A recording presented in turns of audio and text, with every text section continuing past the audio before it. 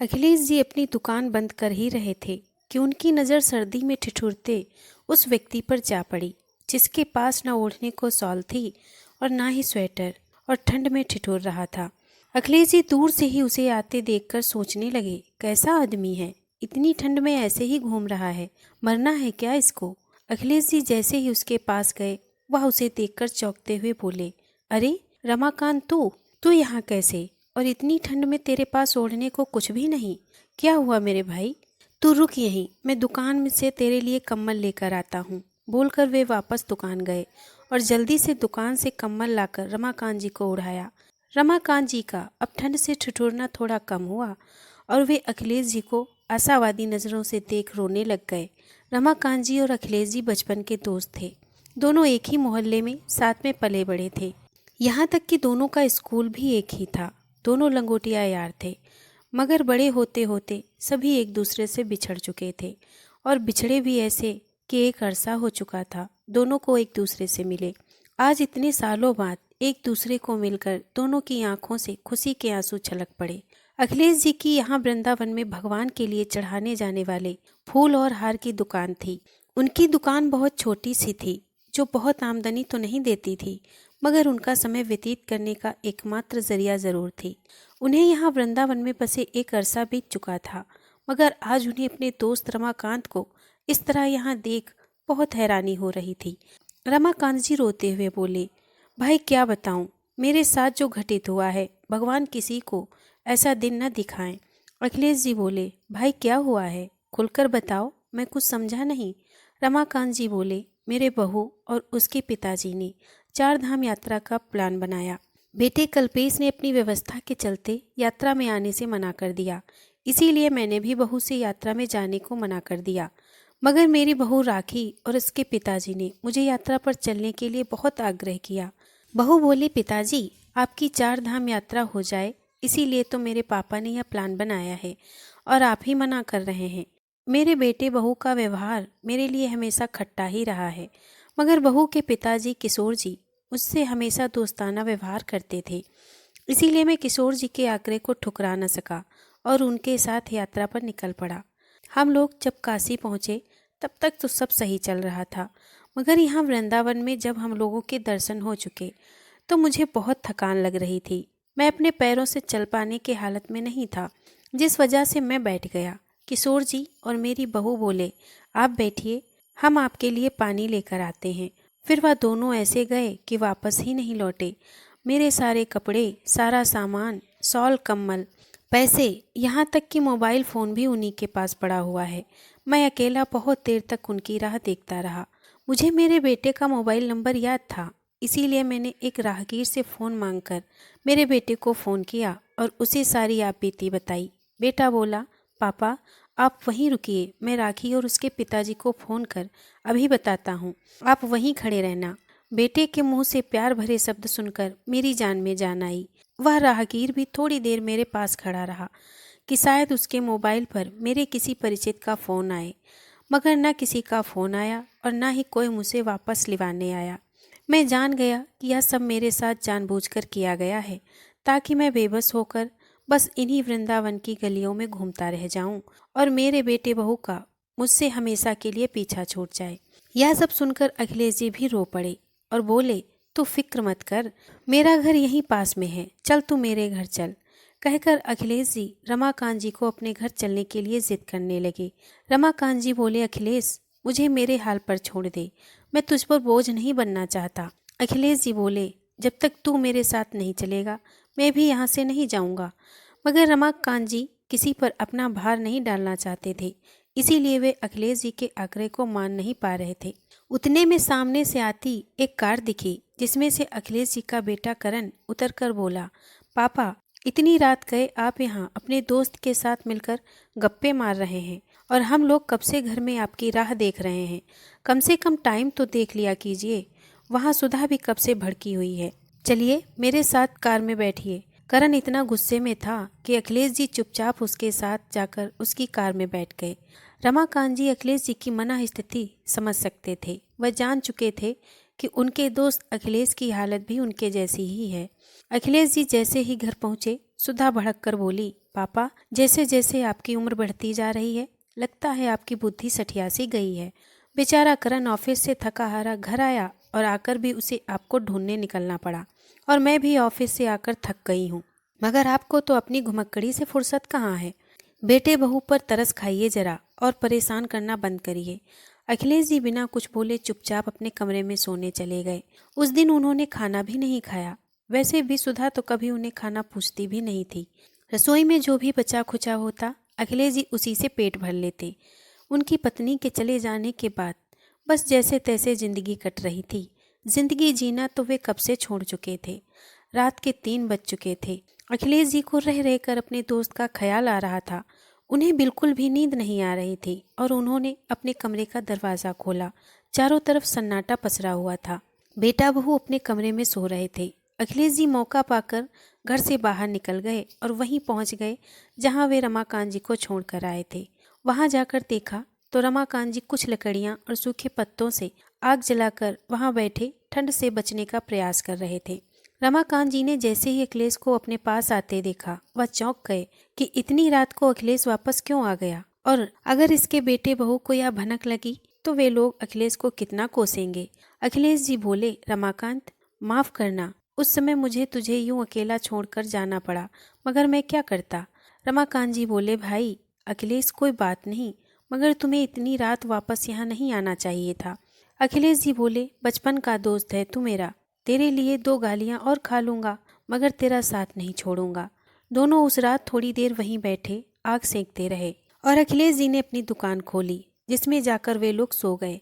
दूसरे दिन सुबह जब करण और सुधा को अखिलेश जी घर में कहीं नजर नहीं आए तो उन्हें लगा शायद अखिलेश जी बाहर टहलने गए होंगे। दोनों को ड्यूटी पर जाना था, इसीलिए वे दोनों घर की चाबी पड़ोसी को देकर ऑफिस चले गए। थोड़ी देर बाद अखिलेश जी रमाकांत जी को अपने घर लाए और बोले, आज मैं तुझे अपने हाथों से बनी चाय और खाना खिलाऊंगा। वहां दूसरी ओर सुधा का आज ऑफिस में सिर दुखने लग गया था, जिस वजह से उसने करण को फोन किया और हाफ डे लेने की बात कही। करण बोला, सुधा तुम घर पहुंचो, मैं भी आ जाता हूँ, आज मेरा भी ऑफिस में काम करने का मन नहीं कर रहा है। थोड़ी देर बाद दोनों घर पहुंच गए। जैसे ही घर में घुसे देखा अखिलेश जी रमाकांत जी और अपने लिए थाली लगा रहे हैं और उसमें खाना सर्व कर रहे हैं। अखिलेश जी ने सारा गरम गरम खाना अपने हाथों से बनाया था। यह देखते ही सुधा ने दोनों वृद्ध दोस्तों की थालियां छीनकर कहा, वाह पापा जी, हमारी पीठ पीछे आपने यह घर में ड्रामा लगा रखा है। हम दोनों पति पत्नी ऑफिस कमाने जाते हैं और आप घर में यहाँ मजे कर रहे हैं। करण बोला, पापा, मेरा घर कोई धर्मशाला नहीं है जो आप रास्ते से किसी भी भिखारी को यहाँ ले आएं और हमारे घर में खाना खिलाएं। अखिलेश जी को यह सुनकर गुस्सा आ गया और वह बोले, बचपन का दोस्त है या मेरा, भिखारी नहीं है। करण भी गुस्से में बोला, हाँ हाँ, होगा आपके बचपन का दोस्त, हम क्या करें, इसको हमारे घर में तो नहीं रख सकते ना। अखिलेश जी अपने दोस्त की और बेइज्जती सहन नहीं कर पाए और बोले, चलो रमाकांत यहाँ से, अब मैं भी कभी यहाँ वापस नहीं आऊँगा।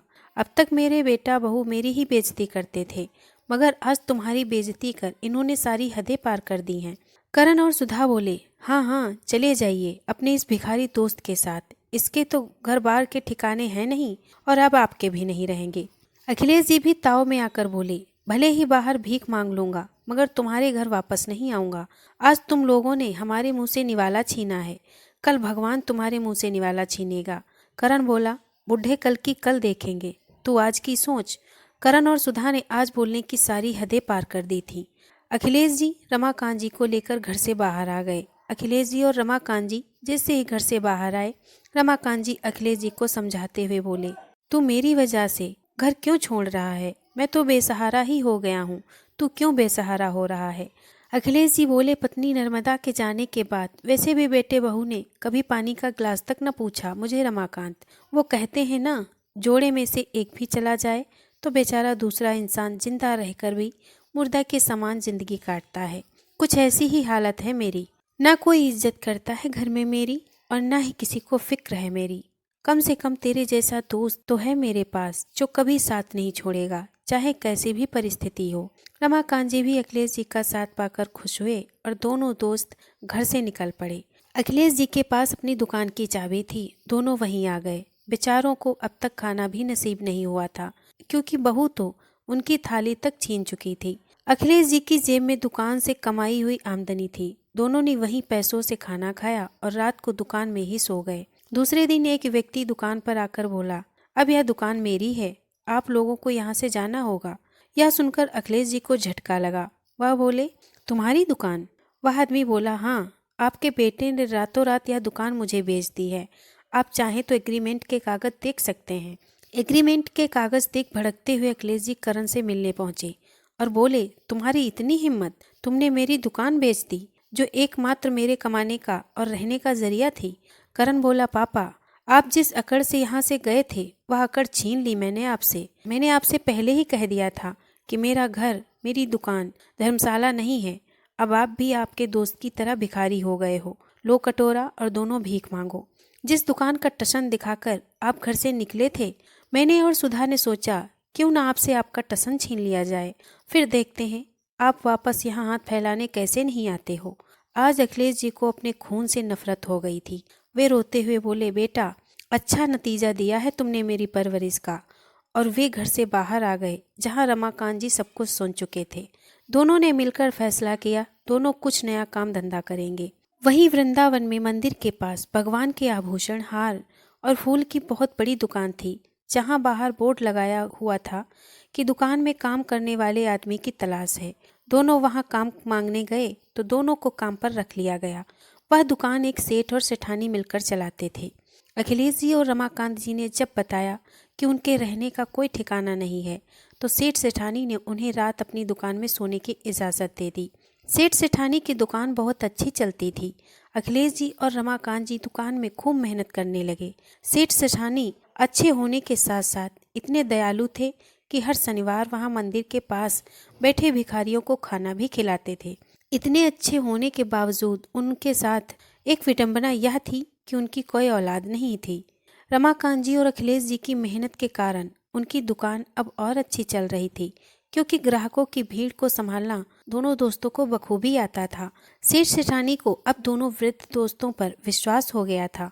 एक दिन सेठ उनसे खुश होकर बोले, तुम दोनों के आने के बाद मेरी बहुत तरक्की हुई है, इसीलिए मैं तुम्हारा पगार बढ़ा देता हूँ और एक वादा चाहता हूँ कि भविष्य में कभी मैं और मेरी पत्नी अगर इस शहर में नहीं है, तब भी तुम दोनों यह दुकान इसी तरह ईमानदारी से चलाओ और हर शनिवार मंदिर के बाहर बैठे लोगों को खाना जरूर खिलाओ। अखिलेश जी और रमाकांत जी बोले, आपने हम पर इतना विश्वास किया है, इन बेसहारों को सहारा दिया है, हम आपसे वादा करते हैं। सेठ जी ने आज उनकी सारी व्यथा पूछी तो दोनों वृद्ध लोगों ने अपनी सारी आपबीती बताई। सेठ को दोनों पर बहुत तरस आया और बोले, अगर बच्चे ऐसे होते हैं तो मैं भगवान का शुक्र मानता हूँ कि उन्होंने हमें बेऔलाद रखा। सेठ ने घर जाकर सेठानी को सारी बात बताई तो सेठानी को भी दोनों वृद्ध पर तरस आया और वे बोली, वे दोनों बूढ़े जब पहली बार काम मांगने आए थे तभी उनके चेहरे पर एक अलग ही पीड़ा थी। निराशा उनके चेहरे से साफ झलक रही थी। सच, ऐसी औलाद से तो औलाद ना हो, हम बे औलाद ही अच्छे हैं। सेठ सेठानी बहुत समय से कहीं गए नहीं थे, उन्हें कभी दुकान से फुर्सत ही नहीं मिली थी। अब दोनों बूढ़ों पर सेठ सेठानी को बहुत विश्वास हो गया था, इसीलिए दोनों ने विदेश यात्रा घूमने का प्लान बनाया। अखिलेश जी और रमाकांत जी के भरोसे दुकान छोड़ दोनों सेठ सेठानी विदेश यात्रा के लिए निकल पड़े, मगर रास्ते में उनका प्लेन क्रैश हुआ और दोनों वहीं भगवान को प्यारे हो गए। यहाँ अखिलेश जी और रमाकांत जी मन लगाकर दुकान संभाल रहे थे और हर शनिवार बेसहारा लोगों को खाना भी खिला रहे थे। दोनों की बहुत समय से सेठ सेठानी से कोई बात नहीं हुई थी। वे सोच रहे थे विदेश से फ़ोन करना असंभव होगा, तभी तो दोनों ने एक भी फ़ोन नहीं किया। और जब भी यहाँ से हम लोग फ़ोन करते हैं तो सेठ सेठानी के नंबर बंद बताते हैं। सेठ सेठानी को गए 1 महीना हो चुका था, मगर वे लोग अब तक क्यों नहीं लौटे। यही सोचकर दोनों दोस्त पुलिस स्टेशन गए और सारी बात बताई। पुलिस ने पता करके बताया कि उनका प्लेन तो कब का क्रैश हो चुका है, वे लोग अब इस दुनिया में नहीं रहे। दोनों दोस्त यह सुनकर बहुत रोए, मगर सेठ से किया वादा भी तो पूरा करना था, इसीलिए दोनों ने वह दुकान ईमानदारी पूर्वक चलाना नहीं छोड़ा। एक दिन शनिवार जब वे लोग मंदिर के बाहर बैठे लोगों को खाना खिला रहे थे तो अखिलेश जी ने अपने बेटे बहू को उस लाइन में बैठे देखा। अखिलेश जी उन्हें देख उनकी थाली में खाना डाले बिना वहां से निकल गए, मगर पीछे से रमाकांत जी आए और उनकी थाली में खाना डाला।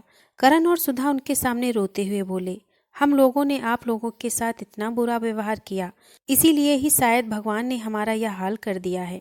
हमें माफ़ कर दीजिए अंकल। रमाकांत जी बोले, मैं तो माफ़ कर दूंगा, मगर तुमने भगवान जैसे तुम्हारे पिता का इतना दिल दुखाया है जिसे भगवान भी माफ़ नहीं करेगा। लो खाना लो, और किसी चीज़ की ज़रूरत हो तो बता देना। करण और सुधा हाथ जोड़े एकटक उनको देखने लगे। आज उन्हें वह दिन याद आ रहा था जब उन्होंने अपने पापा और उनके दोस्त के खाने की थाली तक छीन ली थी, और आज वही वृद्ध उन्हें खाना परोस रहा था। रमाकांत जी आगे आकर अखिलेश जी से बोले, माफ़ कर दे इन्हें, आखिर बच्चे ही तो हैं। अखिलेश जी बोले, तू माफ़ कर सकता है कभी तेरे बच्चों को, जिन्होंने तुझे यहाँ ठंड में मरने को छोड़ दिया था। इस बात पर रमाकांत जी चुप हो गए। रमाकांत जी को जवाब मिल चुका था। थोड़े दिनों बाद उन्हें एक फटे हाल कपड़ों में एक औरत दिखाई दी, जो दिख तो उनकी बहू जैसी रही थी, मगर उसकी हरकतें कुछ पागल जैसी थीं। वह उसके पास गए तो उनकी बहू ने उन्हें पहचाना भी नहीं।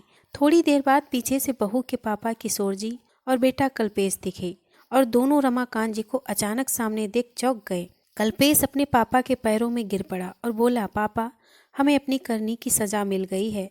हमने आपको यहाँ अकेला छोड़ दिया था, शायद इसलिए आज हमारा यह हाल है। राखी अपना मानसिक संतुलन खो बैठी है पापा, इसलिए हम वापस यहाँ इसे दर्शन कराने और आपको ढूंढने के लिए आए। पापा चलिए हमारे साथ, भगवान शायद हमारे पापों की थोड़ी सजा कम कर दे। रमाकांत जी बोले, नहीं बेटा, मैं यहाँ बहुत खुश हूँ। भगवान एक हाथ से कुछ छीनता है तो दूसरे हाथ से कुछ अच्छा जरूर देता है। मुझे भगवान ने यहाँ बहुत कुछ दिया है। उतने में अखिलेश जी भी वहाँ पहुँच गए। अखिलेश को देखकर रमाकांत जी बोले, तुम लोगों ने तो मुझे मरने के लिए छोड़ दिया था, मगर भगवान ने मेरे लिए यह फरिश्ता भेज दिया था। दोनों दोस्त एक दूसरे का हाथ पकड़कर वापस अपनी दुकान संभालने चले गए। दोनों की बचपन की दोस्ती आज लोगों के लिए वहाँ मिसाल बन गई थी। दोस्तों, कायनात गवाह है, माँ बाप का बुरा हाल करके आज तक कोई सुखी नहीं रह पाया है। इसलिए तो कहते हैं, माता पिता के आशीर्वाद से बरकत होती है। हो सके तो कभी माता पिता का दिल नहीं दुखाना। दोस्तों, अगर आपको ये कहानी पसंद आई हो तो प्लीज़ इसे लाइक और शेयर करें। अगर आप हमारे चैनल पे नए हैं तो प्लीज़ इसे सब्सक्राइब करें। धन्यवाद।